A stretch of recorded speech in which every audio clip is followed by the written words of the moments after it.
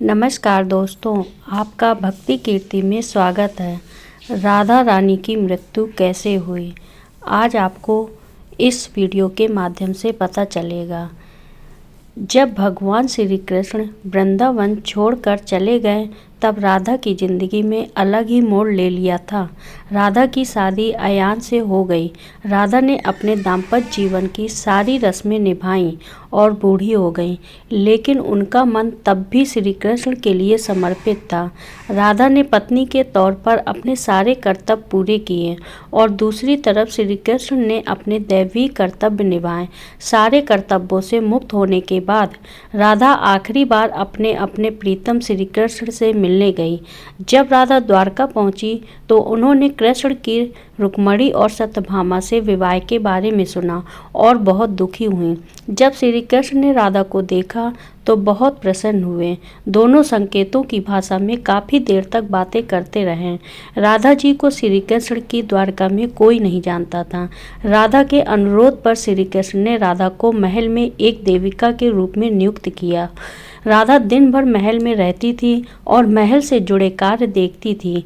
मौका मिलते ही वह श्री कृष्ण के दर्शन कर लेती थी, लेकिन महल में राधा श्री कृष्ण के साथ पहले की तरह आध्यात्मिक जुड़ाव महसूस नहीं कर पा रही थी। इसीलिए राधा ने महल से दूर जाने का निर्णय लिया और सोचा कि दूर जाकर वह श्री कृष्ण से दोबारा गहरा आत्मिक संबंध स्थापित कर पाएंगी। उन्हें नहीं पता था कि वह कहाँ जा रही हैं, लेकिन भगवान श्री कृष्ण सब जानते थे। जैसे जैसे समय बीता तो राधा बिल्कुल अकेली और कमज़ोर हो गई। उस वक्त उन्हें भगवान श्री कृष्ण की आवश्यकता पड़ी। आखिरी समय में भगवान श्री कृष्ण उनके सामने आ गए। कृष्ण ने राधा से कहा कि वह उनसे कुछ मांगे, लेकिन राधा ने मना कर दिया।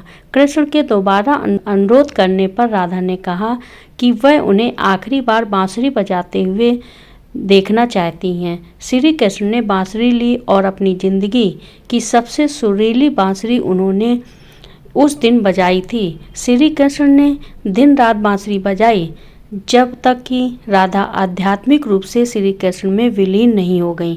बांसुरी की धुन सुनते सुनते राधा ने अपने शरीर का त्याग कर दिया। हालांकि श्री कृष्ण जानते थे कि उनका प्रेम अमर है, पर बावजूद उसके वह राधा की मृत्यु को बर्दाश्त नहीं कर सके।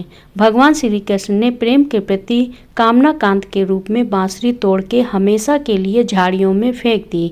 इसके बाद श्री कृष्ण ने जीवन में कभी बांसुरी या अन्य कोई वाद्य यंत्र नहीं बजाया।